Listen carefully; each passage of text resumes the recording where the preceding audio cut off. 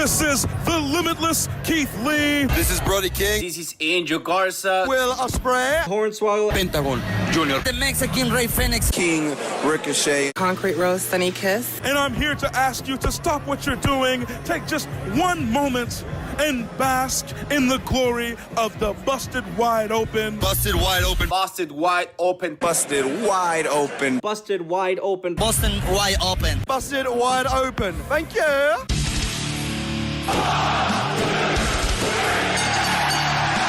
You're listening to the Busted Wide Open podcast, dropping the elbow on the hottest topics in sports entertainment and the world of professional wrestling.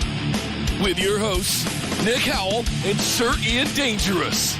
Coming to you from the Orbital Jigsaw Network Arena in sunny Southern California.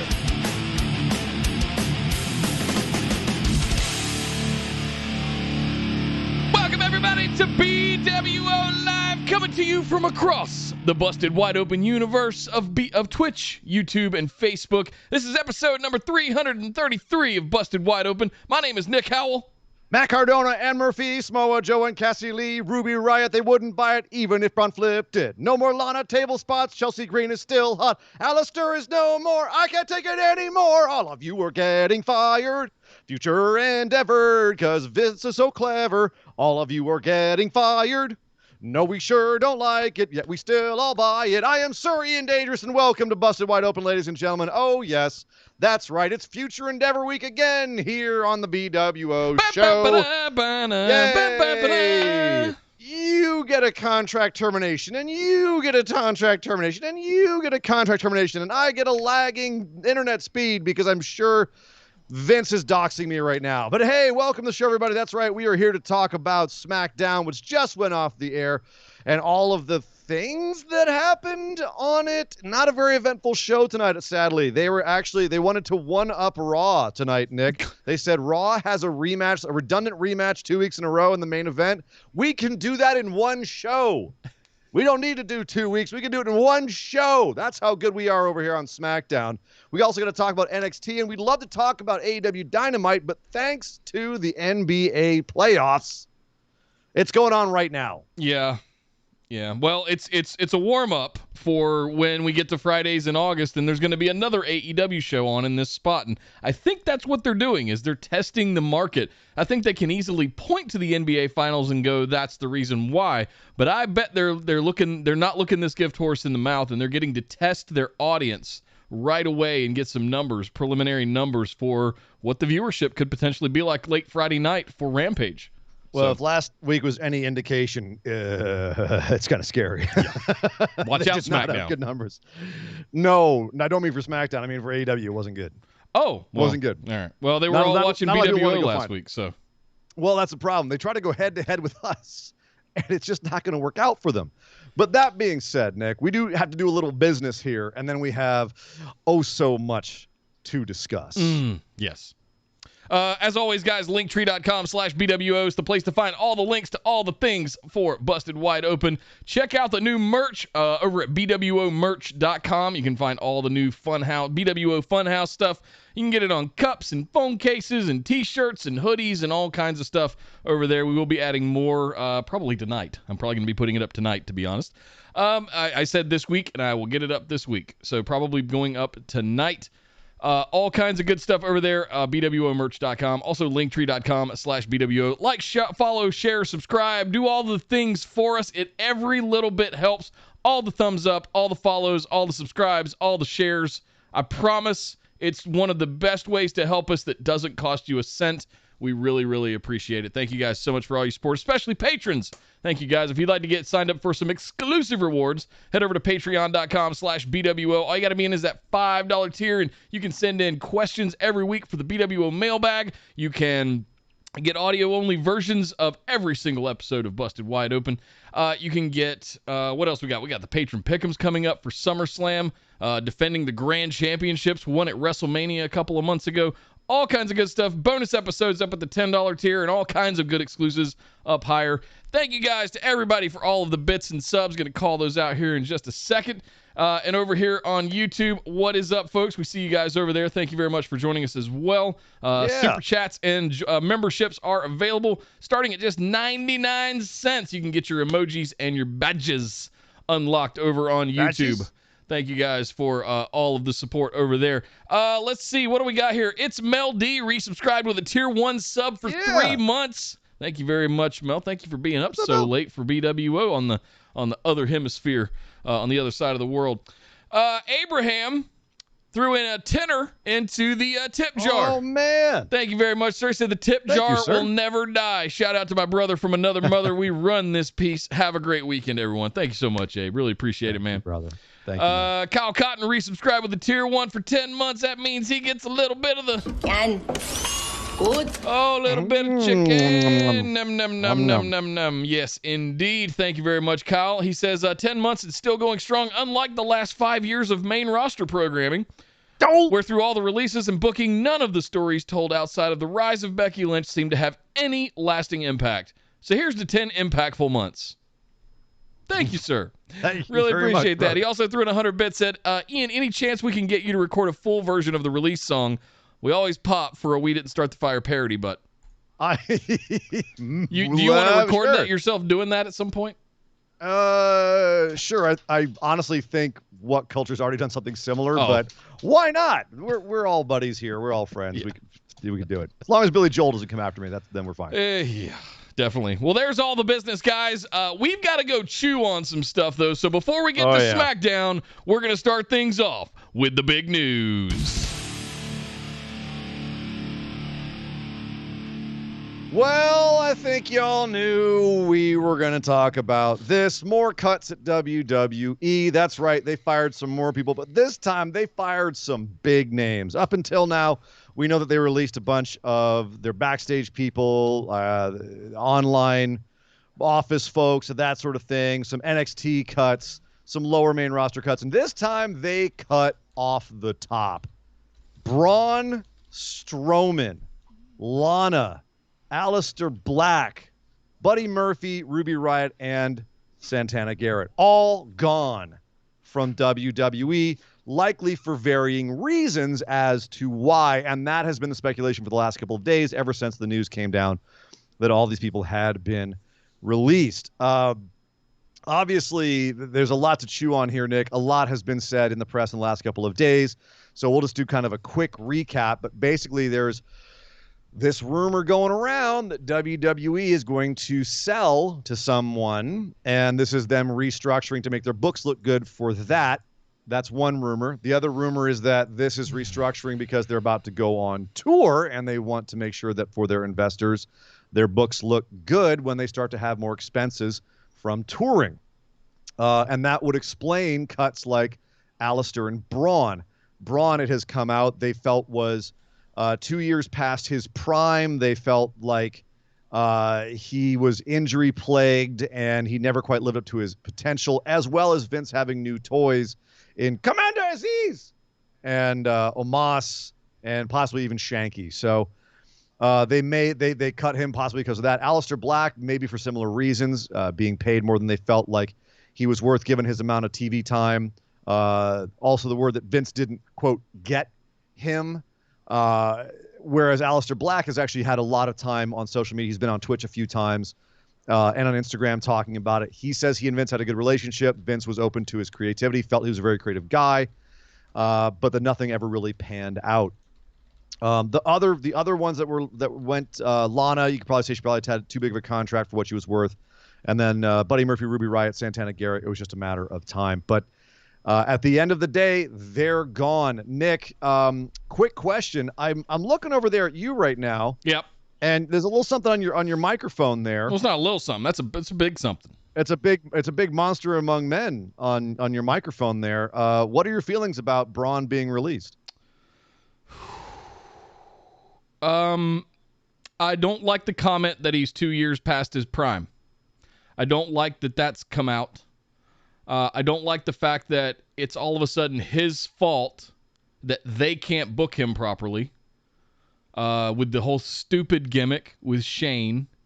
Like somehow that's his fault that they can't use him properly. I mean, 4 years ago, he was perfect. He was in exactly the right spot, coming out of the Wyatt family gimmick and into this just unstoppable machine. And why they didn't put the title on him until last year blows my friggin' mind. And I think I remember saying here on the show a couple of times, why haven't they strapped Braun yet? They kept putting him up against Brock Lesnar. They kept putting him up in those multi-man matches. Nothing. And finally last year he beats Goldberg. I'm going to do air quotes and say beats Goldberg. In the heat of the pandemic era, or the very start of it at WrestleMania. Huge moment for him. What'd they do with it? All. Mm-hmm. They didn't do shit. They did the swamp gimmick with the Fiend. And hit or miss a little bit. Arguable success, yeah. Arguable degrees of success. So, yeah, I'm a little bitter about Braun. If I'm looking down the list who I'm really bitter about, it's Ruby Riott. You can go back, and frankly, I'm going to throw Peyton Royce and especially Peyton Royce and Ruby Riott and a little bit of Billie Kay too. She was working her freaking ass off. I'm really upset about Ruby Riott. You guys that have been ride or die with us for a long time know that I was super high on Ruby Riott when Peyton Royce and Ruby Riott and Nikki Cross were the ones challenging Asuka for the NXT Women's Championship in 2017, whenever it was. I thought Ruby was the next one. Like, I legit thought that she was going to get it. And then when she came up, she unfortunately a couple years ago had the double shoulder surgery. But, man, she's come back strong. She's looked fantastic. And, again, has just never... If you sit here and you go down, the only one that I don't have an excuse for is Lana. Lana has gotten every opportunity. In so many different ways. She was an amazing valet as the Ravishing Russian. She's gotten tons of TV time over the last year, regardless of what you might think about the gimmicks or the way that she was used. She's been very used. Had one of the biggest storylines going with the Bobby Lashley thing at one point. Over and for months on end. But Ruby's the one, surprisingly enough, that I was mostly bent out of shape about. The women's division is in shambles. Oh, that's actually an aspect of this I do want to cover as well, as just what a shambles the women's division is in right now. Also, I should probably take this down. He's probably about 2 years past his prime, so we'll find another. Sorry, Brian. Find one that's not broken down. North Carolina, my boy. 2 years past his prime at 37 years old and in the best shape of his life. But okay, I think that some of these people, when we look at where they could land. Ruby Riott goes back to the Heidi Lovelace gimmick, that's a sick indie name right there. Heidi Lovelace is a great name. She's got I guess, right? The world on a platter. She'll be fine. Impact, AEW. She can even go back overseas. Like once everything clears up, like she will be fine. I think being in WWE definitely raised her viability quite a bit. Buddy Murphy could show up in New Japan Strong. He could go to Japan. Or AEW, or Impact. Anywhere he goes, he's going to be a major player. Absolutely. His run as Cruiserweight champion, that should be a template for anybody looking at him, what he's capable of. I feel bad for Santana Garrett because she definitely is a talent, and actually our very own JB worked with her. So I'm looking forward to her getting back in the Indies and being a talent again. I don't think she ever got a fair shake. She had, I think, 8 matches on WWE TV and was jobbing in all of them. Obviously, as you said, Lana, she's, whether she ends up in AEW or not, she will be fine. Yep. She's another one of those that's got 1 million followers on social media, and she's influencer status at this point, and it really doesn't matter whether she's in a wrestling ring or not. She goes and gets all of her ability to monetize her influencer status back. She's gonna be just fine. Yeah. Aleister Black, Tommy End, he knows all the guys at AEW. It's a matter of when. Yeah. As far as I'm concerned, as far as speculation is concerned, it's a matter of when he shows up at Tommy End. We already have new shirts out for Tommy End. He's going back full into the black metal hardcore look, and it's sweet. Fine. He's going to be just fine.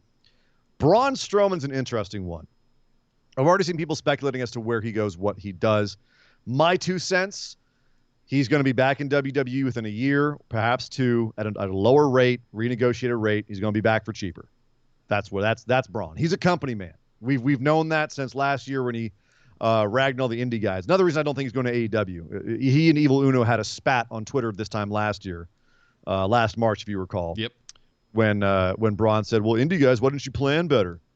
Essentially, and so I don't think that exactly he's going to have the warmest reception if he decides to go to AEW, if he tries to go to AEW.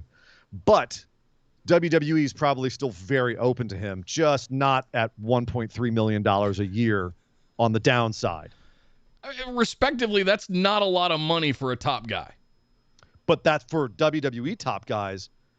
That's normal.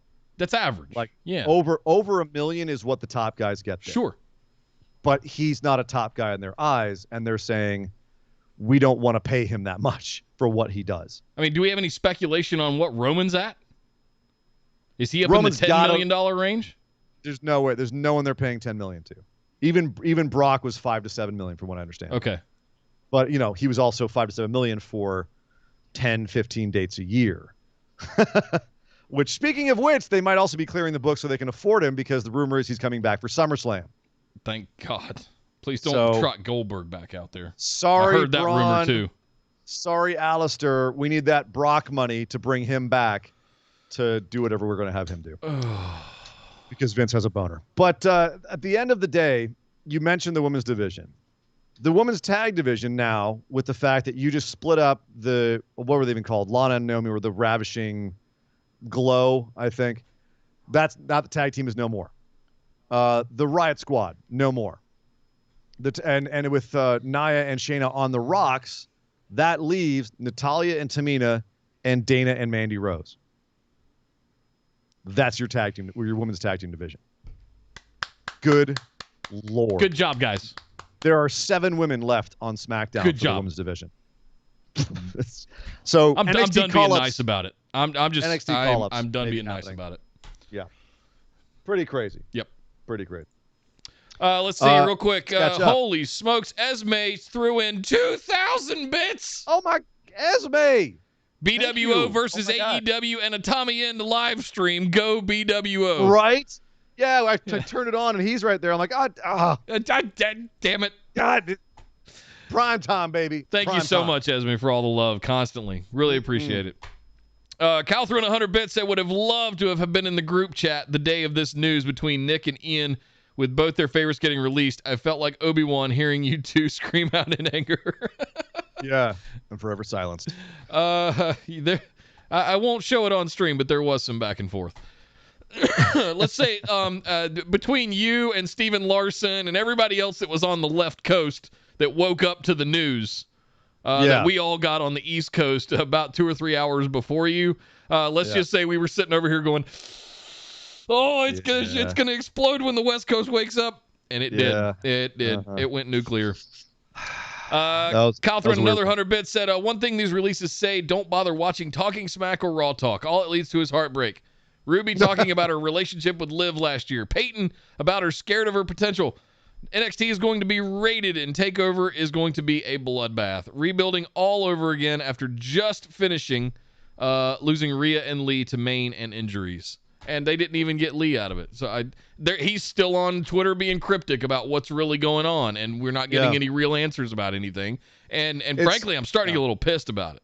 So, I feel bad for him because he's getting tons of pressure from fans, explain what's going on, and he's saying, look, I want to, I'm trying, but I can't. Yeah.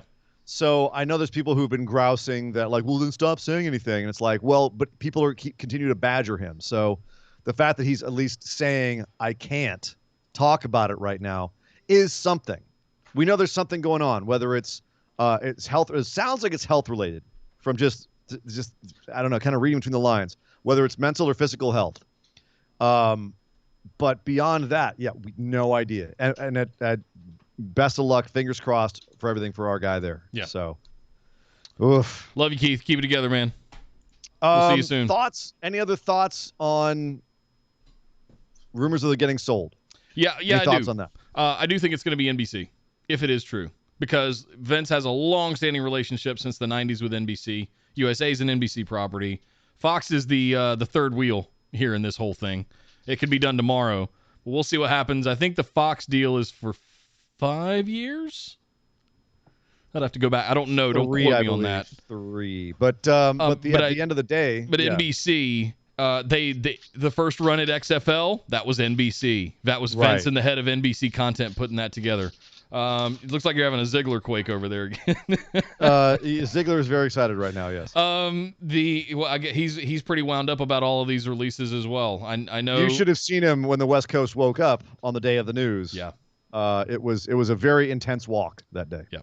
I think it's, and if there's any deal to be made, I'm looking at that Peacock deal they just made for all of the network, basically going, that's a precursor. They wouldn't do it with anybody else if they just unloaded the entire WWE network onto Peacock. What are you going to do? Go to Hulu? Someone doesn't like Hulu around here. That someone is Nick. Hulu. I can't stand them anymore. I'm over them.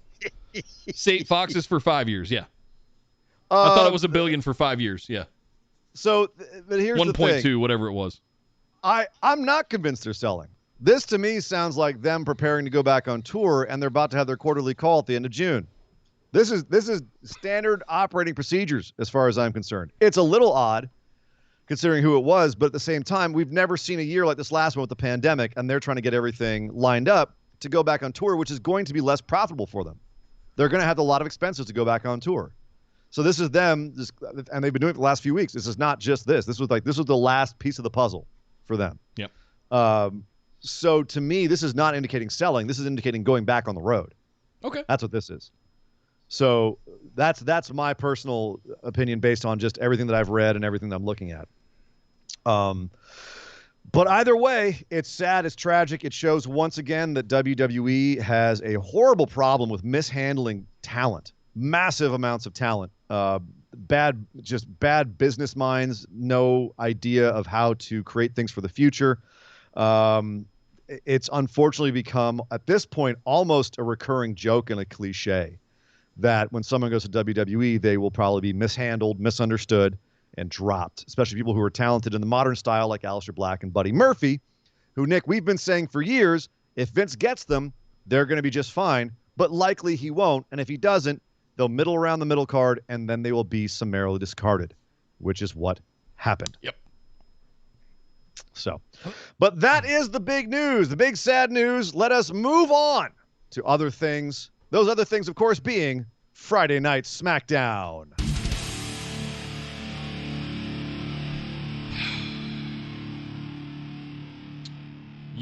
I did not enjoy SmackDown tonight. I want to be clear about that. Actually, nothing happened. Like, I don't know why we're even talking about it tonight. Literally nothing took place. Nothing transpired. Yes. If you look down the entire list of everything that happened on SmackDown, very little advanced. Very little. You could argue a few things kind of shifted, but very little advanced. So before we get into SmackDown, let's do a little more catching up. Yep. Let's get everyone's words in. Oh, yeah. Kyle's got one more in here. Kyle Cotton threw in 100 bits. He says, I feel Nick Khan saw the bloated books, and they cut the fat that weren't using to mitigate the increased cost of touring they benefited from losing last year. Bingo. I don't buy it because they made record profits for the second year in a row. Ratings are shit, but it doesn't matter. They're putting billions in the books. Right. So and then a year after that, they don't make those profits. It looks bad. They can't just say, well, we went back on tour. No one's looking at that. Cutting 10 people is not going to make that difference, though, when you're in the millions and billions of dollars. They cut more than that, and they can say, well, these, and they can hold that up and say, these are the adjustments that we made to try to mitigate that. So what they're doing is basically making examples of people. They're doing the least to try to make an impression of an effort, if that makes sense. Because they're going to have, they made a ton of profit. They're going to have a loss from that year over year to here. If they were planning on selling, if the stockholders had any idea that they were planning on selling, the stock would have taken some sort of hit at this point. Stock is holding steady. From what I understand from their stockholders, the bigger stockholders, there's no even talk of selling right now. So, I mean, you're a stockholder, Nick. Watch yourself. Watch yourself. That's all I'm saying. I'd be stoked. I would instantly be converted to NBC stock. I'm down with that. Mm-hmm. That wouldn't be bad. Now, if you were converted to AMC stock, you might be talking. Well, it's too late for that. The time is over. I did jump in on some back when the GameStop stuff was blowing up, and it did nothing but go down to about $5 to $10 a share. And I was like, all right, well, that one didn't do the GameStop thing. Right. Well, speaking of decreasing dividends, tonight on SmackDown, they decided to let us see the Usos versus the Mysterios twice. Why? You might ask. That's simple, because the beginning of the show, Roman Reigns came out, probably the biggest star power that, inarguably, the biggest star power they had. Jesus Christ, that guy can stand in a ring, and he's fascinating to look at. We've said it week in and week out, he is absolutely nailing this tribal chief thing. This tribal chief kind of Godfather kind of thing. Killing it. He comes out and says, I was mad last week. This week I'm not so mad because a wise man talked me into it and said, you know what? It's only a good thing if my family brings home more gold. But that being said, Paul, bring me my cousins. Out come the Usos, and he says, hey, all right, you guys want to call your shot? You want to go get those tag titles? Sweet, no problem. Here's the thing, though. You better win, because if you don't win, guess who's not going to be happy? Your tribal chief. Right. And then, right off to start off the show, ironically, we have the Usos versus the Mysterios. And I say ironically because last week, Roman made fun of Jay for saying you were main event Jey Uso. Now you're pulling the curtain on the show with your brother. Well, here we are again, pulling the curtain on the show. But I digress. Neither here nor there. Because what really matters is at the end of a very fun little match, we have Jimmy Uso get pinned by Dominic Mysterio. Or at least that was the referee's call, because Jimmy did get his shoulder up. But it was his off shoulder. The ref didn't see it and still counted the pin, and they lost. So Roman obviously wasn't happy about that. Actually raised his voice for the first time since he's changed gimmicks. He clipped the mic on the camera. Clipped the mic on him. Poor boom guy. They're ready for like the Godfather whisper, and all of a sudden you get, whoa. So he tells the Usos to make it right or else. So they go talk to Pierce and Sonya Deville, who say they'll take it under advisement. Those two catch Ray and Dominic leaving the building and say, guys, sorry, the ref screwed up. You got to do it again. So on the very same show, we have a rematch. And they go and run it back, full entrances, 15-minute match, again at the end of the show. Another nice little match, this one featuring Dominic a little bit more. Hang on. You're the champs. You have every right to go, nah, those guys. But they're the Mysterios, Nick. They're good guys. They don't do that. They say, you know what? What's right is right and what's wrong is wrong. And this was wrong. So let's give those guys another chance because, gosh darn it, they deserve it. And that's what they did. They gave him another shot. And it looked like they were about to win again. Dominic went up to the top rope for a frog splash on Jimmy. When what should happen? But Roman jumps in the ring, Superman punches him, and proceeds to absolutely murderize both Ray and Dominic, and then yell at Jimmy and Jay for screwing things up. Jay starts to go out like he's going to go with Jimmy, and Roman mad dogs him into a corner, and Jay just kind of stands there meekly while Roman proceeds to kill Dominic even more. And that's how the show went off the air. But Jimmy was trying to get him to stop beating down Dominic. I think that was the interesting story beat there. That and Jay deciding to stay next to Roman instead of going with his cousin. But this is my point, is that we had a match with a screwy finish, then have a rematch with a screwy finish, and the whole thing was in service of what I will openly admit is one of the most interesting storylines in WWE right now.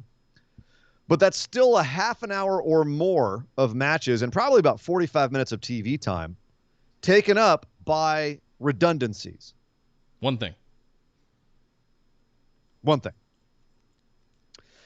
And again, the stuff with Roman and the Usos is interesting, but it's left in the exact same place as it was before. The only slight difference being is that now Roman has a bit of a thing on Jimmy where he can say, well, you didn't win the tag titles. Well, yeah, but you didn't let me win the tag titles. Yeah, okay, you actually cost me the match, Roman. We're basically right where we started, which I understand they've got a few weeks to Hell in a Cell. I don't know if they know quite where they're going to go with these guys yet, but that's a lot of TV time to have nothing advance. Friday And night as fun Roman as these Reigns and matches were- Usos at this point. There's nothing left. Yeah. They've gutted it all. Days of our bloodline. Oh, you know what? I'm not even mad at this stuff. This stuff is good. This stuff is enjoyable. This stuff is entertaining. Most of this I'm completely on board with.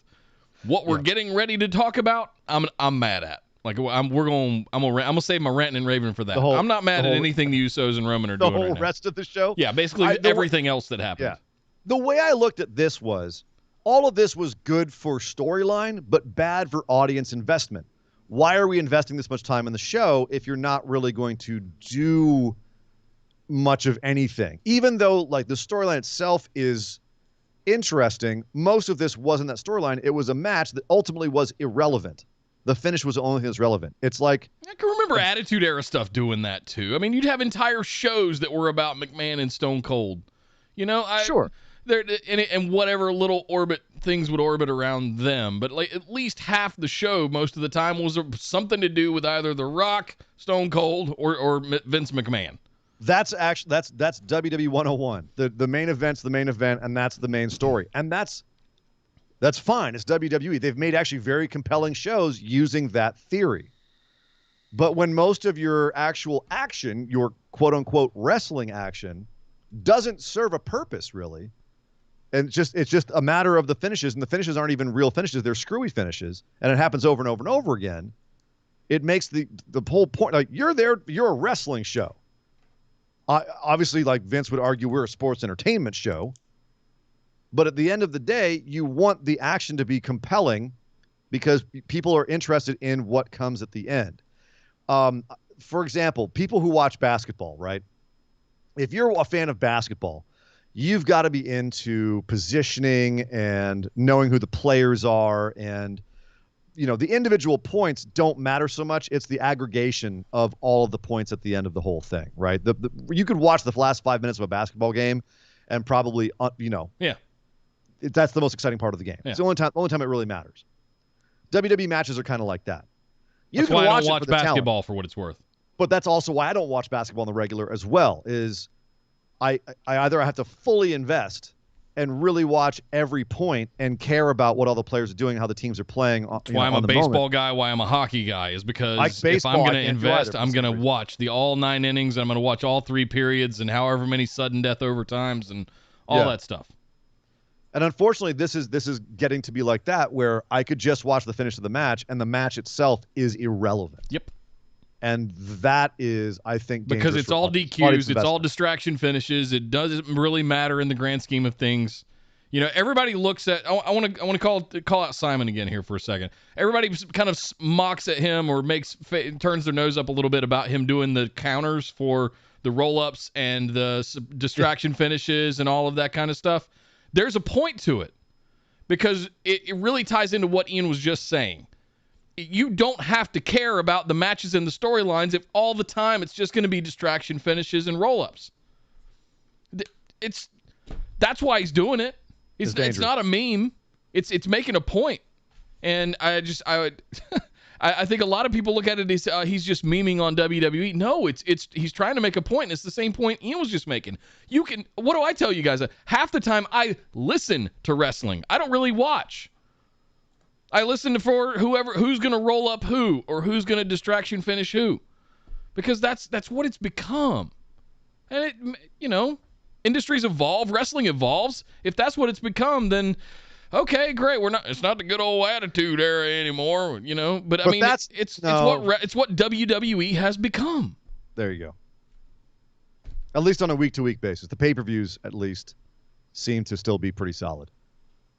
Hit or miss. At least I have them for the last few years. They've been go back and look at our reviews. We've been pretty bullish on their pay-per-views overall for the last while. Sure. But their weekly TV has been getting pretty abysmal. Yeah. And the rest of the show did not help that. No. Kevin Owens had a rematch against Apollo Crews this week, of course. Who was barred from ringside, Nick?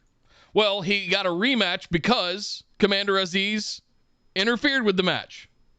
You know how I know that you're having a bad week? Yep. I cue you up. No, I don't even want to say it. And you're not even. They feeling didn't earn it. They didn't earn it this week. They didn't. Oh, come on, just one. Nope. They didn't earn it this week. Just give us one. We're here talking about this, and I'm anxious to go watch AEW. So that's where I'm a little bit wound up right now. So you give a guy a rematch because Commander Aziz There it is. Yeah. interferes with the match last week. And then what happens before the match this week? Commander Aziz Yay, he's back. happens backstage, completely rendering him all but useless. Gets in the match, basically gets his ass handed to him as a broken down man by Apollo Crews.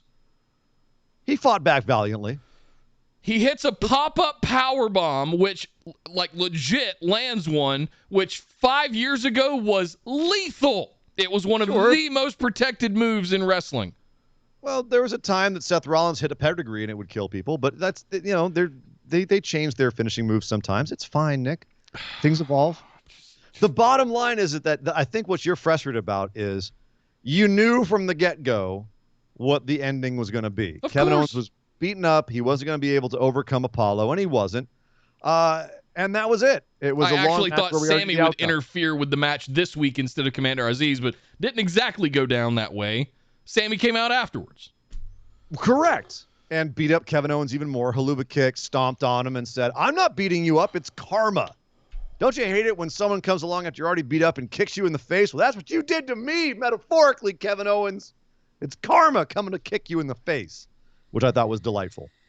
But yes, okay, Sami Zayn, Kevin Owens, more of that. Good, fine. Cool. This match, okay. It was there. These guys work great together. They got great chemistry. I just wish we could have seen a straight-up match, but we can't do that because we have to protect Kevin Owens, which is also, I understand, that's fine. But it did mean this match also lacked a bit of investment from me because I'm like, okay, well, Kevin's losing. Yep. So how am I supposed to care about something when I already know that you're going to fudge it at the end? Or at the beginning in this case. Mm-hmm. Bianca Belair came out to say that Bayley can laugh and laugh all she wants. She's used to people laughing at her. She's used to being bullied mentally. But luckily she's mentally strong because she just keeps on going and wins all the trophies and eventually wins the WWE Championship. So here she stands, and Bayley's tripping, and she's going to make Bayley eat her laughter and shut the hell up at Hell in a Cell because she's challenging Bayley to a Hell in a Cell match. Well, Bayley was not in the building. Bayley was somewhere else in her little Bayley cave, surrounded by pictures of Bayley holding up championships. And she proceeded to laugh at Bianca again and said, you know what? If that's what you think, then fine, so be it. I'm just going to keep laughing and laughing and laughing until every screen in the Thunderdome turns into my laughing face. Because, Nick, apparently when you prophesized that Finn Balor was going to become the Joker in WWE, you were off by just a little bit. And instead, now Bayley is the Joker. The shitty Joker. Thoughts on Bayley going full Joker on Bianca Belair and turning the entire Thunderdome into a laugh pit. Awful. to the point that listen. Yeah, this was rough. I like Bayley experimenting. I like her trying new things. I do not like her doing that at the expense of someone who is a brand new blue chip prospect that doesn't need to look chumped every single time she comes out to the ring to make a promo. An overly scripted, terrible promo, by the way. Let's call that what it is. When the girl is perfectly capable of cutting her own promos. She looks like $1 million. But this crap with laughing Bayley taking 3 times as long to laugh as Bianca actually got to cut her promo. And we've been doing this for what feels like a month straight now with Bayley. Well, the frustrating thing for me is that, as you said, Bianca is a blue chipper. She's brand new in the position, and I think the best way to solidify her at the top would be to give her legitimate competition. Bayley should be legitimate competition. She's a former champ multiple times. She's one of the 4 horsewomen. The problem is that Bianca already ran through Bayley like a scythe through wheat before WrestleMania. Bayley was her lead up to Sasha at WrestleMania. So we're running the feud she just had back And we're supposed to believe that Bayley is now somehow a threat when we're not building Bayley as any kind of threat in any kind of appreciable way. She's just there being obnoxious. Now, granted, probably one of the reasons we're doing this is because the pool of talent on SmackDown for the women is kind of small. You literally right now have Bianca, Bayley, Sasha, who's AWOL, Carmella, Liv Morgan, Natalya, and Tamina. And Natalya and Tamina are the tag team champs, and they're wherever the heck they want to be. Usually the tag team champs are on every episode of TV, but not anymore. It's Natty and Tamina. They're only on Monday Night Raw now, apparently. So unless you want Bianca to have a WrestleMania rematch, a Carmella rematch, face Liv Morgan, who you've spent the last 4 years convincing us is useless and, is basically a perennial jobber, you don't really have any options on SmackDown. This is all they got. I don't know what they're going to do after Hell in a Cell. I don't know what they're going to do. So it's going to be, it's not looking good for the women's division over there on the down of Smack. No. In fact, we actually even had Carmella and Liv Morgan have a match on this very show, which I hate to say, Nick, was literally a match where the promos before were, I'm the prettiest woman on SmackDown. You're not the prettiest woman on SmackDown. I am, but I'm going to make you less pretty by putting my boot in your face. Those were the exact promos. And then afterwards, Carmella made, after she beat Liv Morgan, because of course she did, in a sub 5-minute match, she had Greg Hamilton announce her as the prettiest, the hottest woman or the prettiest woman on SmackDown. Women's Evolution, go. No. In all of WWE. Okay, well, fine. Shots fired. Okay, what, are we going to have? Let's go back to 2008 and have pageants again. Mm-hmm. Yeah, we'll do that. Oh, and then we can have what was it? Was it 27? 26, where we had the women's pageant. I can't remember. Diva Search. The Diva Search. Yes, thank you. Yeah. Thank you. Go back to the Diva Search. Let's do that again. Oh, wait, we've only got 7 women on the card now. The most gorgeous woman in all of WWE. I don't know if you should be saying that, Carmella. Eva Marie's coming back, don't you know? I mean, maybe that's the angle they're setting up for that. Yeah, we're having a dearth of legitimacy. We're gonna have an influencer off. Well, they just dropped Lana, so that's going to be tough. But no, here we are. We don't have any women who feel legitimate to be facing Bianca Belair on SmackDown, and you've got women literally sniping at each other over their looks on this show instead of who's a better wrestler. Right. Cool. I don't know what to tell you, but it ain't good. Nope. That's the quickest way to get me to stop watching your show. Yes. I'm not catch kidding. Up here, Nick. Kyle Cotton throwing 100 bits said, I actually been fine with the Thunderdome as a fan substitute because of the pandemic. This Bayley thing officially killed it for me. Alexa doing this was stupid, but at least that makes logical sense. This was stupid for no reason. SmackDown women's heels from creative are basically Cringe Laugh the Musical. This is the longest reigning female champion in terms of days in modern WWE history, and you make her look like a moron because you can't think of anything to justify the conflict. Right. Anything else? Yeah. Well said. Well said. It's hot garbage. So, for the third time in a month, we had Shinsuke Nakamura versus Baron Corbin. This time with more Rick Boogs. We Pat had McAfee jumping up on the table. Oh, Pat McAfee took this match to absolutely lose his goddamn mind. That man pounded 2 5-hour energy drinks and a rail of cocaine before this match, and he was feeling every last ounce of it in this match. And Shinsuke Nakamura lost clean.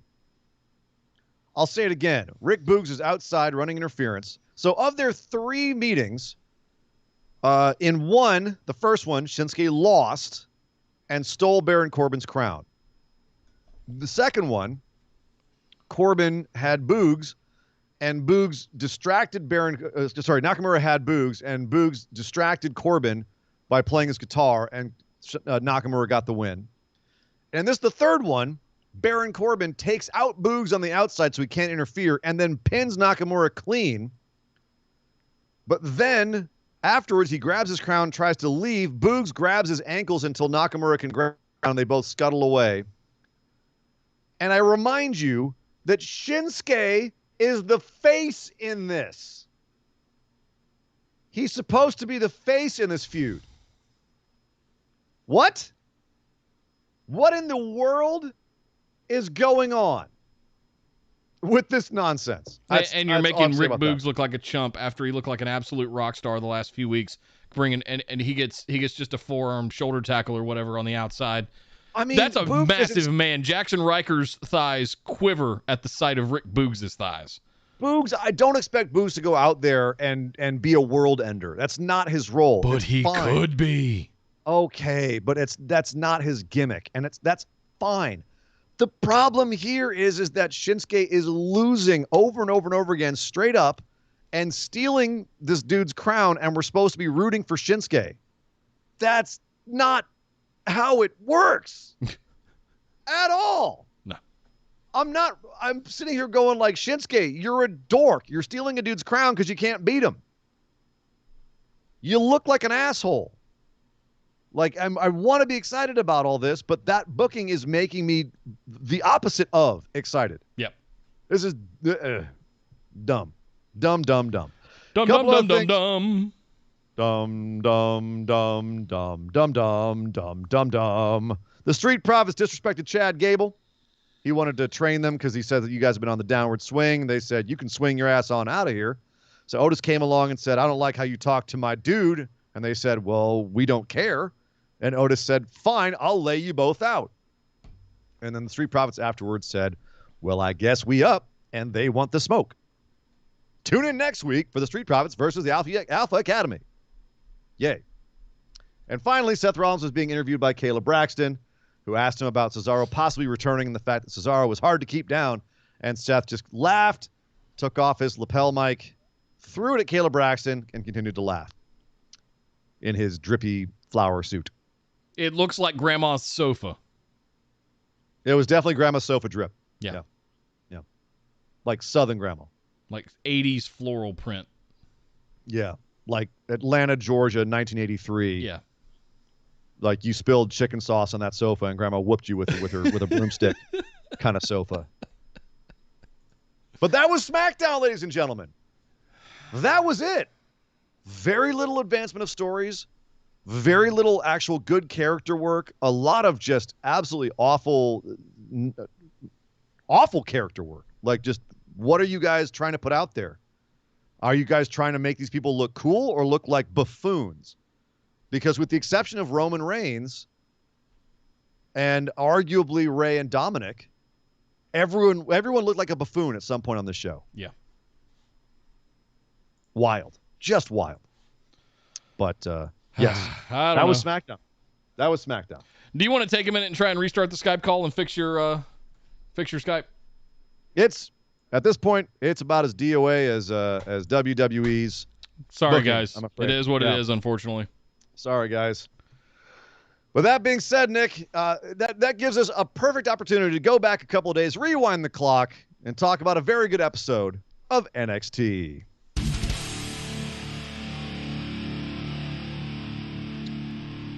Okay. I'm done being a sourpuss.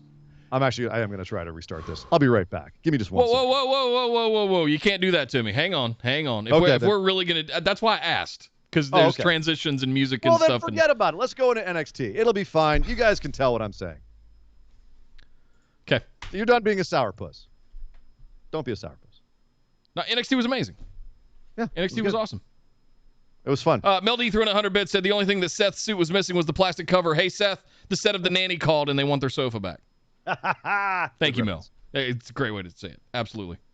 NXT was awesome. We had several fantastic matches. We had several bits of story beats progressing, especially the one at the very end. Holy smokes. I haven't seen promos cut like that in a long time. Well, let's talk about it. Because we actually had the match that opened the show had a screwy finish. And on a week where we've been kind of down on screwy finishes, this is one where I feel like they did so much post the screwy finish to try and make it up to us that I pretty much forgave it. We had a triple threat. Kyle O'Reilly, Johnny Gargano, and Pete Dunne beat the crap out of each other all over the ring. And ultimately, like they were doing a bunch of like double and triple moves where Pete Dunne broke both Johnny and Kyle's fingers at the same time. Kyle did a 2-person double dragon screw leg whip. Johnny did a double DDT. Like it was madhouse. And ultimately, at the end, Pete Dunne, Kyle O'Reilly outside, and God damn it, Adam Cole comes along and wrecks the whole party. Kicks Kyle in the head like 10 times, kills Pete Dunne, gives him the big old, what was it, like a neck breaker on the ground, and then goes in and murders Johnny Gargano and beats him down until William Regal and some security guys come out to drag him away. They can't get him out of there. He just keeps kicking people in the head until Ember Moon comes out and calls out Raquel Gonzalez. Well, we'll get to that in a second. Because what we got to talk about is the fact that later on in the show, Adam Cole hang on. took some more time. We didn't talk about Regal coming out hotter than a War Games call, getting ready to call War Games. Holy smokes. Oh, yeah. Regal came out bug-eyed and going, get out of the ring. He was steaming from the eyes. Oh, it my was God. A beautiful thing. Regal put on a performance this week all around. Well, the performance, it was like William Regal was playing the general manager who had just completely lost control of this show. Because he lost control of the show a few times. Yeah. And it was adorable. Yeah.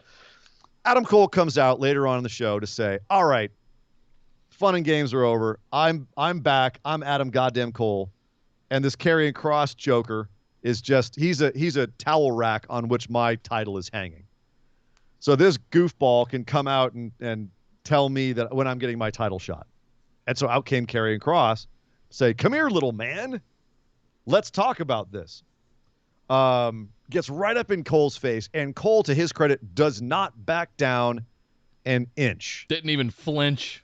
Not at all.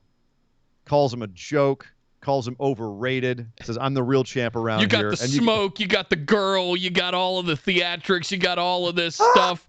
You know what they do to make Adam Cole special? They ring the bell. And I was just like, oh, God. Oh, it's so good. I was standing up just cheering. Adam Cole's back. Yes, that's the Adam Cole we all love. That's the Adam Cole we've been missing. I don't know what happened to Adam Cole throughout 2020, but this is the Adam Cole that I've been missing. He came back. He was like, dude, my girlfriend's a champ now. I got to act like I'm something again. Something. I don't know what fire got lit under Adam Cole's hiney, but it was there. And that promo, and you could see Kross just kind of like, his eyes get wide, like, what is this little... Kross is just in there going, God damn, he's not messing around. This little runt son of a bitch, I'm gonna kill him. Let me at him. So Kross, yeah, well, but I love Kross's response where he goes, all right, is that what you want, Cole? Regal, get out here. And out comes William Regal, just, still hot from earlier. Comes out, gets between him, and he goes, you know what, Regal? I've got an idea for my next title match. Regal starts talking. He goes, shut up. And God, it was just like, oh God, I actually got the tingles. I was like, oh, okay. Ooh. Champions in the house. All right. Yeah. Both these guys felt like champs in this moment. Hell this yeah. One of the highlights of the show was this promo. The highlights of the week. And Karrion Kross goes full on Gary Oldman in Leon the Professional and says, I want everyone. I want Cole. I want Gargano. I want Dunn. I want O'Reilly. Give me all of them at TakeOver. And Cole just sitting there going, is that what you want? You don't even know. You're going to be in the deep water with me. And Regal just goes, done. And you can see him looking at Cole going, you screwed now, man. Yeah. You in trouble now. He even kind of just muttered it under his breath. He just went, done. like he was just he had just been completely satisfied. Just done. Yes. I have just now I'm not going to have to take Adam Cole myself. Right. Kyle Cotton threw in 100 bits, said Regal was about to choke a bee with the absolute chaos on NXT. And damn Adam Cole, that man has a family. Yep. Beautiful. It was freaking-tastic. If you did not see the end of NXT this week, stop what you're doing after the show and go watch at least the last 15 minutes of NXT. But that wasn't the end. We had a match after that. We had the tag team title match, which actually closed out the show. That's the thing. There was a lot packed into this week's NXT. As we said, we also had Ember Moon come out, call out Raquel Gonzalez as Regal was trying to wrangle Cole. Raquel Gonzalez comes out to the ring like she's going to kill Ember Moon.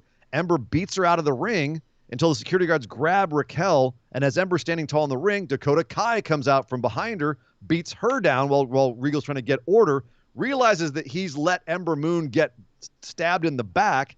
He's pissed at now all these women. Ember Moon later on in the show calls out Dakota Kai. She says, I want Raquel, and I'm going to get Raquel at the next takeover, and I'm going to become 2-time women's champ. But before I get there, I want the lackey. I want the insurance policy. I'm going to take out Dakota Kai next week in the go-home show for TakeOver in your house, too. Even now the women's division looking nice as well. Yeah. Unfortunately, it does seem like Kai is still kind of fulfilling that secondary role. That's unfortunate, but that's what she's going to do. That's the dynamic. You know, at this point, I'm willing to see it through. She's a great wrestler. So yep, it is what it is at this point. I have no doubt that Kai versus Ember is going to be a fantastic match too. Yeah. Cal threw 100 bits in, said, have fun on Maine in a month, Cross, while still remaining undefeated. Yeah, he won't be undefeated for long. Well, and it makes me wonder, is this Ember's swan song and she goes back up to the main roster to try and get someone legitimate up there on SmackDown? I'm now looking at everyone, all the women in NXT and going, who's going to be the sacrificial lambs? Who's going up? Because they need people up there. They need women up there. If they try to keep running with no women on their roster the way they are right now, they are really in some trouble, especially when they go back on the road. So, but as I said, the main event of NXT was that tag team title match. Legado del Fantasma getting their shot at MSK, who, Nick, I don't know if you've noticed, but in the back when they were cutting the promo before the match, they all have their little banners on the wall behind them. Yeah. Have you noticed that MSK's banner looks remarkably like a 1992 Trapper Keeper? No, but that's amazing. The pattern of it with the kind of the neon green and the little speckles inside the geodesic or whatever it is shapes, geometrical shapes. Geometrical shapes. Is it a trifold with Velcro? I couldn't tell. It was kind of hanging from the wall. It's also on their shirt. Okay. I don't know. Worth looking at next time you see it. You'll never be able to unsee it once you do. Okay. No, I hadn't noticed. Their promos fire. 90s. I enjoy their promos. They're fantastic. Yeah. Never a bad word to say about old rascals. So Legado and MSK both cut great promos before this. Yep. It's fantastic. Yep. Then the match has had how good has Raul gotten, by the way, at that? Oh, he's cleaned up his English a lot. Raul is fire. Going out there with a face guard on. Because his face got broken open. But this match also was not without its interference. Grizzled young vets came out at one point to try to interfere, but they were cut off at the pass by the grizzled old vets, Tommaso Ciampa and Timothy Thatcher, who beat them back to the backstage.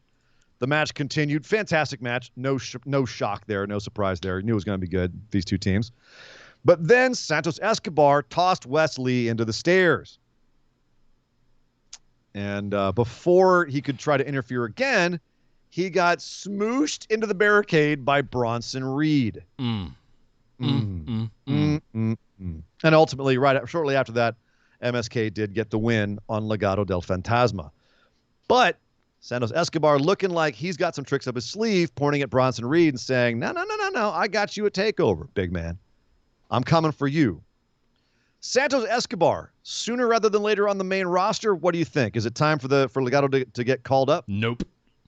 No. Nope. They're on a warpath. He's gonna. Stop. They just lost the tag team titles, and Santos is not taking that title off of Bronson Reed to TakeOver. Not yet. What do you mean not yet? At some point this year, I do think Santos Escobar will either be North American champion or NXT champion before we end 2021. Maybe both. There's a new Nick prophecy for you. Well, I am wearing the shirt. I called it last year between Keith Lee and Adam Cole. It took a little longer than it, but UE breaking up, that being the thing that would trigger it. I see Santos Escobar being a very big deal. In fact, I see Karrion Kross and Scarlett getting called up before Legado de Fantasma does. You want to take a bet on that? I'll happily put something on that. Let me think about it. Okay. I'm tempted. Actually, Mel D called it out. Frankie will get call up quick too. Yeah. I think that's very likely as well. That's a what do they call that? Not a premonition. Foregone conclusion. Yeah. There you go. Yep.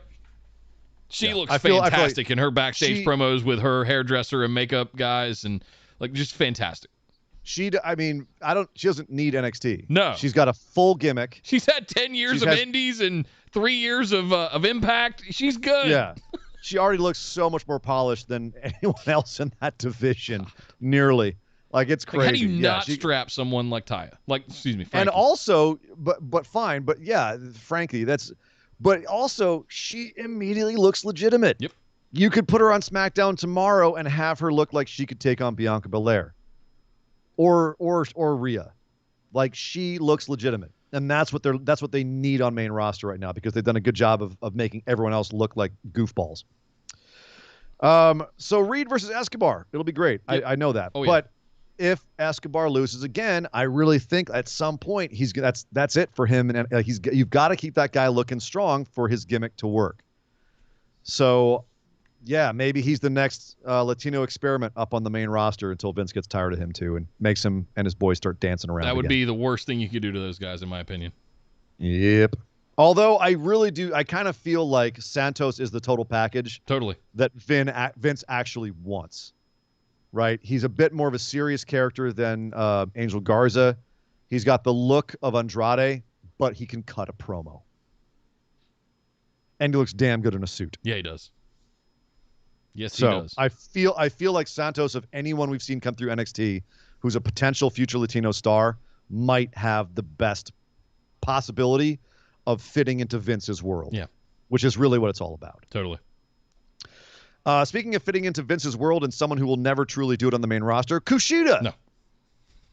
He had a Cruiserweight Championship Open Challenge on the show, and he got Carmelo Hayes. Who? Formerly Christian Casanova. Correct. We don't really know him that well, Nick, because he was from the Northeast for the most part. Yeah. Chaos Wrestling, I believe. Not sure. A lot of indies I wasn't really very aware of, I'm afraid. So not a whole lot of personal history with Christian Casanova. But I'll tell you, after this match, the guy's got it. I got my eyes on him. I got my eyes on him now. The guy is very athletic. Got a great charisma in the ring. Worked. You could tell that he and Kushida were still kind of trying to feel each other out at some points. But the whole finishing stretch of this was beautiful, smooth, buttery, and ultimately he does tap out to the hoverboard lock. But man, great debut. I initially was kind of raising my eyebrow at Kushida giving up that much offense to him. But if they're really going to make this guy a big deal in the 205 division, the Cruiserweight division, this is how you do it. Yep. Because ultimately the story here of this match was Kushida just outclassed him in the end. The guy had some good offense at the beginning, but Kushida just turned on the afterburners at the last 5 minutes of this match, and it was over. But he looked great. So, he looked like he could be a contender down the road. Yep, absolutely. Yep. Loved it. Someone who did not look like they could be a contender was LA Knight, who said he started talking backstage before he even got out onto the stage. Came out and started running his mouth about how he was the true successor to the $1 Million Dream and Ted DiBiase. And he had a match with Jake Atlas where he was going to show DiBiase how great he was. Well, DiBiase came out to take a look. And then Cameron Grimes came out to jaw at DiBiase during the match. And strangely enough, Nick, neither DiBiase nor Grimes interfered with this match, and Jake Atlas beat LA Knight straight up clean as a whistle. That's odd. I mean, he was distracted the entire match. You could see he was not really paying attention to Jake Atlas, underestimated him. But it was still an interesting decision. He had that kind of insecurity complex going on that Ted was out watching him, or he was trying to impress Ted DiBiase for. Yeah, and then Cameron talking to Ted too, maybe they were trying to say, it kind of was getting in his head, but there was no direct interference. And you know what? It was weird, but I kind of dug that. Yeah, it made it more psychological. But ultimately, we know now, Nick, that we are going to be getting Cameron Grimes versus LA Knight at TakeOver in your house for the $1 Million belt. Coming out of retirement. They're fighting for the affections of Ted DiBiase. Have we seen Trevor Lee versus Eli Drake on the Indies before? Not that I am aware of. Not that I'm aware of either. Impact? TNA maybe? Maybe? I don't think they crossed paths there though, from what I recall. Bottom line is that I think it's a little weird, this feud. Like who's the face? Who are we rooting for here? Yeah, it looks like Impact in 2018. Yeah, that's the only place I could think of that they would have crossed paths. Yeah. Yeah. Very different characters, both of them. Well, Eli Drake was pretty much the same thing. Yeah, Trevor Lee, very different than character. Cameron Grimes. But at the end of the day, yeah, this is odd. It's odd. Who should we be rooting for? Cameron Grimes, who is a millionaire but also kind of a douche, or LA Knight, who's a douche but not a millionaire? So, do we want the guy to get money who doesn't have money, or do we want the guy who has money to get something that he may not deserve? I don't know. I don't know how to feel about this. How do you feel about this whole thing? I'm team Cameron Grimes. Well, yes. I feel okay. like excuse me. Yeah, it's stuck in my head now. I feel like LA Knight has been backstage binge watching 1989 Ric Flair NWA promos. I immediately, when he was doing the jaw jacking all the way out to the ring, I kept getting like these flashbacks. There was something something was beaming out that just said NWA late 80s. He still feels like that, yeah. And Billy just couldn't pay him enough, I think is what it came down to. Corgan couldn't pay him enough, and so he went off to NXT. Oh man, but, he's really good at that. He's got the physique. He's almost got that like old man kind of physique, but it's still cut up, and he still looks great in a pair of wrestling trunks. And yeah. It's almost weird that the body doesn't match the face in some odd way. But looks fantastic. He's definitely got that. He definitely has that like midlife crisis sugar daddy look to him. Well, I don't know if I'd say sugar daddy, but Oh, he's definitely daddy, all right. Okay. Well, that's a different conversation. I mean, phenomenal ones. Am I right? LA Knight got a little bit of like daddy going on. He's got that just salty, worn in, leathered up kind of skin thing, right? But he's still cut up, right? He's still got muscle form and all of that. He looks like he's just lived in Florida for 25 years, Yeah. He's got that look, and I dig it. I like that look on him. Trevor Lee. If Seth Rollins was wearing Grandma's couch, like Eli Drake, LA Knight is like he's a leather couch. His skin is a leather couch. Anna said, who was also right behind the barricades on the hard cam at NXT this week. Oh, nice. Yep. It says, having seen him in person, you are correct, Ian. What about your boy Cameron Grimes? What were you saying about him? I feel like he would be better in the role underneath Ted DiBiase. I don't feel like LA Knight needs that. I feel like it kind of makes him lesser. All of this insecurity stuff that you're doing by bringing DiBiase and Grimes out. I don't feel like that does him any favors. So I'm looking at that going, Grimes coming out at the end, I think is a better play there. And so Grimes jaw-jacking at and laughing, frankly, with DiBiase, and LA Knight losing in the ring. I feel like that this is the right way to go. Have Cameron Grimes go over. LA Knight will be fine. Send him off somewhere else to do something else. And, we'll figure out a place for him to be in the next few months. I kind of feel like they both ultimately realize they don't need him. They don't need DiBiase. That's also an interesting angle.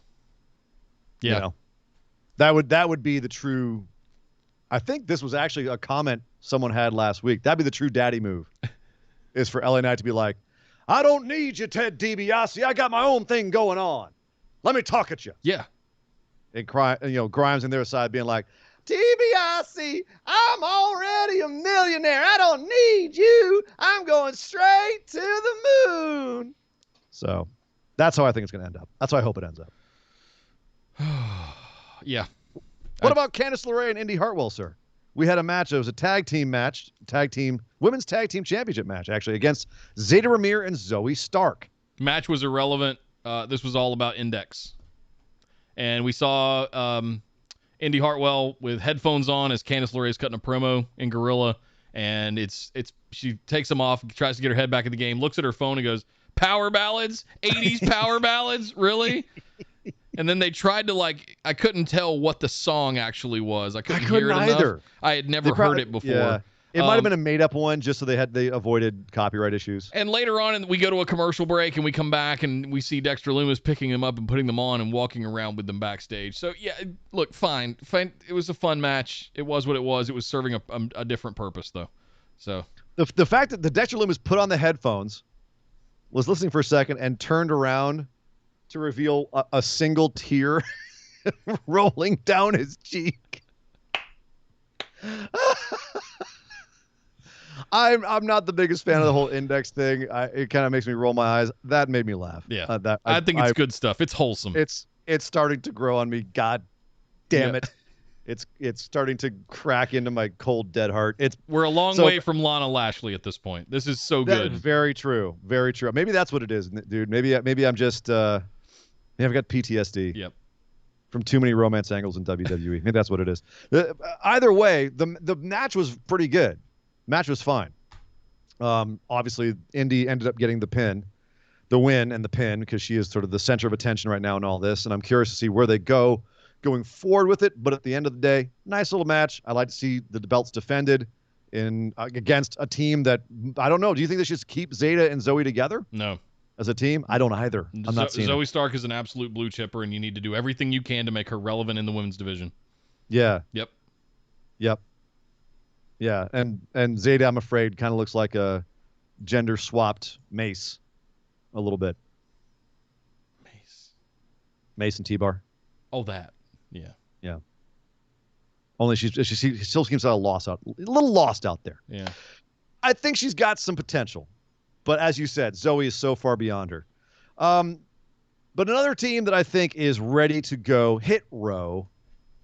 They met up with Killian Dane and Drake Maverick out in the parking lot. They started talking smack to Drake Maverick and the boys of Everrise out in the parking lot. Drinking their cups of coffee. I love it. Always. The Everrise gimmick right now is absolutely phenomenal. One of my favorite things. And I used to hate them. I thought they were stupid. Get them off my team. This is serious wrestling. You want to do this shit? Go to the main roster. This is NXT, bitch. And now I adore them. I adore Everrise and all of their little things. Yeah, they have so much. They have so many little gimmicks going on. Yep. But Killian Dane came in to break things up. Hit Row walked away. But that leads me to wonder, will Dane and Maverick, or perhaps Everrise, be their first victims? Or all 4 on 4? Yeah, that'd be interesting. I'm not mad at any of that. No. Zia Lee had some words from Mercedes Martinez. She said this was great. It disgusts me to look at my first match in WWE where Mercedes Martinez tapped me out in the Mae Young Classic. I can't even look at it. So I'm going to teach her a lesson at TakeOver. Mercedes said, "Oh, yeah, you want to mark me? I've been a marked woman my whole life. So come on, Zia Lee. Bring it on back. Let's roll it back, and I'll beat your ass again." Here's what this is the thing I'm always complaining about, guys. We've got history. We've got lore that we can build upon to tell a story about why two people are getting in the ring to have a match with each other. Listen, main roster, this is how you do it. I'll one-up you. Not only do they have history, they also both looked like badasses here. And the only thing they wanted to do was beat the other one up. Yes. There's no titles. That's all you need. You don't need a belt. You don't need some kind of stipulation match in a cell or any of that shit. They just have beef. Zia's pissed. She's embarrassed about what you did to her 4 years ago, whenever it was. Oh, you know what else they this didn't is so do, good. Nick? They didn't have Zia Lee's face projected all over the Titantron, all over the room in the CWC. Cackling. They didn't do that. They had 2 women look like badasses saying, "I'm going to kick the other one's ass," because of shit that happened in the past. It's so simple. So simple. It should be so simple. Should be so simple. So that was NXT. Very solid show, I thought. Yep. Overall, felt very chaotic at times, but I think that was what they were going for. The energy was definitely up on this show, and they get a lot of lead-ins for TakeOver, which of course the go home is next week. I have a feeling that they're going to put some nice little finishing stamps on a few of these matches. Looks like it's going to be a very strong card. Looking forward to it. So just to put this in perspective, a week from Sunday is NXT TakeOver in your house, and a week after that is Money in the Bank. What? No, Hell in a Cell. Hell in a Cell, excuse me. Money in the Bank's later. July 18th, Money in the Bank. August 21st, SummerSlam. That's as far as we know out so far. But yes, 2 more pay-per-views in the next 2 weeks. Oh, I'm going to have to go have some hard conversations this weekend. Yep. Here we go again. But that's not the only pay-per-view happening in the next few weeks, true. Nick. We have a pay-per-view coming up on Monday, which means we have to go over and talk about New Japan. And I guess I'll just leave the NXT one up because I haven't built the new banner for this one yet, for New Japan. Yeah, Dominion. We got Dominion. Get Dominion. Oh, some interesting things have happened at Dominion over the last few years. Oh, man. They have, and interesting things are happening right now. We actually skipped a whole pay-per-view over in Japan because of the outbreak. And you had Ospreay have to relinquish the title, so we have a vacated IWGP Heavyweight title right now. It's kind of a mess over there right now. So yeah, this is going to be an interesting one. It's not even a very big card. No. We're only having like 5 matches, two belts defended. Oof. You know, we just had a tag team title defense recently on the Road to show. So it's weird how small this show is. You've really only, I think, arguably 3 matches worth watching. So the IWGP Heavyweight Championship has been vacated by an injured Will Ospreay, and correct. So vacant is going to be defended, or decided, I should say, between Shingo Takagi and Kazuchika Okada. Yeah. Wow. That's a goddamn match. What? And the brilliant thing about this is, you know, it was supposed to be, this may have been the original plan for Dominion, because Ospreay was supposed to defend it against Okada in the Dome, right, at their previous pay-per-view, which was supposed to happen about 2 or 3 weeks ago. And that couldn't happen because of the outbreak and because of Ospreay's injuries. So now we have Takagi versus Okada at Dominion. And they've got recent history. You know, Shingo was able to beat Okada with the Rainmaker in the New Japan Cup this spring. And of course, Okada has a history. Not the money clip. No, he did not beat it. I don't think anyone's ever been seriously beaten with the money clip. Like, Okada's beaten people, but not real people. He ain't beating Ibushi with the money clip. No. He ain't beating Jay White with the money clip. No. You know what I'm saying? He ain't beating Shingo Takagi with the money clip. He ain't beating Shingo Takagi with the money clip. No. There's a lot of move stealing going on in the kind of the build-up for Dominion this year, because we also have Jeff Cobb versus Kota Ibushi. And Jeff Cobb has taken it upon himself. Ibushi actually challenged Cobb initially because he said, you know, first of all, I'm not happy with you Empire guys in general, seeing as your leader kind of took my belt and everything. Right. But Cobb, you've been a thorn in my side because you can do a lot of I want to test myself against you because you basically you can do everything I can do. You're big, you're strong, you can fly. You have knockout power. And Cobb said, you're right. You know what else I can do that you can do? The Kamigoye. Only I'm going to call it the Kabagoye. And he proceeded to knock out freaking everybody with it, including Kota Ibushi. He's taken out Ibushi with his own move already. So we're getting that rematch at Dominion. And finally, for the junior heavyweight title, Yo and El Desperado were also supposed to have this title match 2 months ago, and Despy, maybe 3 at this point, and Despy got injured, so we're finally getting Yo versus El Desperado for the junior heavyweight title. That should be a baller match as well. In addition, we're having a couple tag matches. It's going to be Suzuki-gun versus Los Ingobernables. Again, it's going to be Taichi, Doki, Zack Sabre Jr. versus Sanada, Naito, and Bushi. And then Tanahashi, Sho, Ishii, Yoshihashi, Hiroki Goto versus Evil, Taiji Ishimori, Chase Owens, Yujiro Takahashi, and El Phantasmo from Bullet Club. So a nice little show, but certainly not as big as some of the Dominions of the past. But that main event alone, I think, is worth watching this show for. Shingo versus Okada should be. I have a feeling it might be up there for match of the year candidate if they really decide to go all out with it. It will literally cost you $8. Right. $8. So if you watch the AEW pay-per-view for $50, you can do $8 for Kazuchika Okada versus Shingo Takagi, one of the hottest up-and-comers at the top of the New Japan card right now. I said this was Shingo's year. Yep. Did I not? Yep, you did. In our preview, I said this is Shingo's year. This is the one. So don't come be on, surprised if he wins the G1 this. I don't know. Are we going to have G1 this summer, or the Olympics are there again? Right? If Shingo wins this, you don't need to win the G1. That's true, but I'm looking at Shingo going. Kota Ibushi's won the last 2. We need to give Shingo one. Shingo's going to be in the G1 probably, but he'll be if he goes, he can be the champ and be in the G1, and then everyone's going to be coming for him come January 6th. Yep. So that's a possibility as well. Yep. So yeah, should be good times. That of course is happening Sunday night, Monday morning here in the States, but Monday in Japan. Yes. So yes. Got any catching up to do there, Mr. Nick? We do not, but what we do have is the thing that we like to call the moment of positivity. Mop.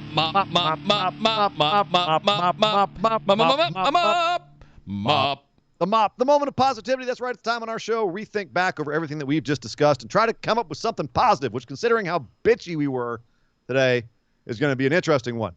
So, yes, we had to find something that is positive, that's uplifting, that makes us happy, that makes us smile, so we can try to make all of you smile as well and go out into the world not thinking about all of the grousing and all the negativity, but all of the positivity, all of the good things that are out there right now. So, Nick, what was your moment of positivity? No hesitation, no doubt.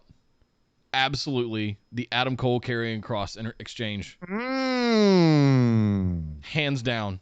That was some of the most fire promoing I've seen in as far back as I can remember. Nice. That was hot freaking fire. I rewound it and watched it 2 more times. It's so good.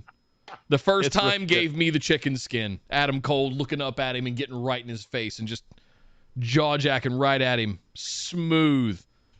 This is the kind of stuff you get when you don't script promos, main roster. This is the kind of stuff you can get out of people like Adam Cole. I felt like it was scripted. It's just I felt like you had people that had internalized the script. Ooh, that didn't feel scripted to me at all. Well, then that's what I'm saying. It shouldn't feel that way. If it was scripted, then it should feel this way. If it wasn't scripted, then it should feel this way. Damn Adam.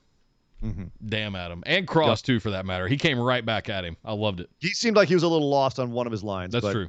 Yeah. But overall, good stuff. The intensity was there. What about you, Sir Ian Dangerous? What was your moment of positivity?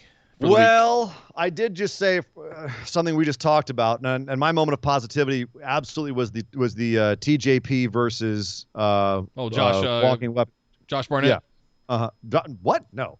The X Division match, the Iron Man match, over in Impact this week. We actually put it up in the Busted Wide Open Facebook discussion group because basically what happened was most of this match took place before Impact. It took place before the Impact BTI. Yeah. And then the last 10 minutes took place at the beginning of Impact itself. So you only saw the end of it. So they said, well, we already kind of gave away most of it free, so why don't we give it all away on YouTube? Josh so I put it up. Alexander. Excuse me. Oh, sorry. Yes, sorry. Josh, did I not say it? TJP versus Josh Alexander. I thought it was. I was thinking Josh Barnett for some reason. Yeah, I had it stuck in my head. Both big boys who were good on the mat. Yeah. But so basically they were like, well, we already pretty much gave it away for free, so let's just give it away for free because it's an incredible match. So it's up in the Busted Wide Open discussion group. It's Iron Man match. It is fan-goddamn-tastic. It might be in match of the year contender status, but I think there's been so many other good matches that are a little bit better, but it will definitely be in the conversation. It's that good. So well worth your time. Check it out. But I did say, Nick, something that we talked about on the show. So I'll say Sami Zayn screaming at Kevin Owens that it was Karma that kicked him in the face, not him. And then I also explained to the referees and the security guards who were trying to drag him away, I didn't do anything. That was Karma. It was Karma, not me. That's good stuff. Karma was also him tripping and almost falling out of the ring a couple of times, which I thought was his feet slipping out from under him. He was very animated, which he's got to be all over the place. He's got to be careful about that, man. Sometimes he gets too animated, he gets too fired up, and he separates his shoulder. Right. So he's so anyway, that was my moment of positivities. Kyle Thread 100 bits said my mop this week is the entirety of NXT UK between classic between Dragunov and Noam Dar, killer tag team title match, and a beautiful Haas match between Rampage and Coffee. With a big title picture going forward, taking shape, going off air. Perfect hour of TV. Yeah, I'm looking forward to watching it here in a little bit. You'll like that. You'll like it this week, Nick. It's got a little bit of everything this week. You got your flyers, you got your strikers, you got your hosses. Good stuff. Good stuff. Well, there we go, guys. Quick and dirty. We got to go watch Dynamite now. See what happened. No spoilers. Spoiler-free zone. We'll leave that out of here. Somebody already dropped one right at the beginning of the show, but That's okay. Quick, We'll forgive them. They were named Yep. Hunter after Bloodborne, so you're hey, good in there my you book. go. Yep, there You're you good go. in my book. But that being said, yes, let's go watch Dynamite. We will be covering it on our Tuesday show. If you can't check it out now and you don't have time to check it out over the weekend, we will be covering it on our Tuesday show. And that's how we're going to have to do it over the next couple of weeks because they're on Fridays and Saturdays until the end of June. Yay! Yeah, no. Which totally screws us. I'm not spending my summer weekends talking about a Dynamite show that went on at 10 o'clock. Yeah. Well, it keeps you up till 2 a.m, so I understand. Right, exactly. And then I still got to edit the shit. Right. We can't do that to our lovely Nick, ladies and gentlemen. No. So instead, we'll give him a break, and we will just have to cover it later, and that'll be how it will be for at least for a little bit. Thank you. Thanks a lot, NBA. Yeah, We appreciate right. Again, 5 minutes. That's all we need to watch. Yeah. But at the end of the day, that has been our show, ladies and gentlemen. Linktree.com/BWO. Thank you, as always, to all of our patrons. Patreon.com/BWO. You guys are awesome. We look forward to doing the June bonus episode for you $10 patrons. That's going to be coming up pretty soon. Everyone who's hanging with us in chat, thank you. We know that there's a lot of competition out there right now, with Tommy End and Dynamite going on right now. So if you're chatting with us live, you guys are awesome. Thank you for hanging with us. Let's all go watch the last. Well, I think Dynamite just ended, but still, let's go watch the rest of Dynamite, the replay of Dynamite, the DVR. Let's go do that right now. You guys are awesome. If you guys listen to us later, of course, thank you for being phenomenal and listening to Busted Wide Open. Yes, but until then, guys, my name is Nick Howell. You can find me on Twitter at DataCenterDude. And I am Sir Ian Dangerous. You can find me on Twitter at Sir Ian Dangerous. But by God! Would somebody stop the damn match? This show is part of the Orbital Jigsaw Network. For more episodes, subscribe to us on iTunes, Google Play, or Stitcher Radio. For details and show notes from each episode, check us out, orbitaljigsaw.com.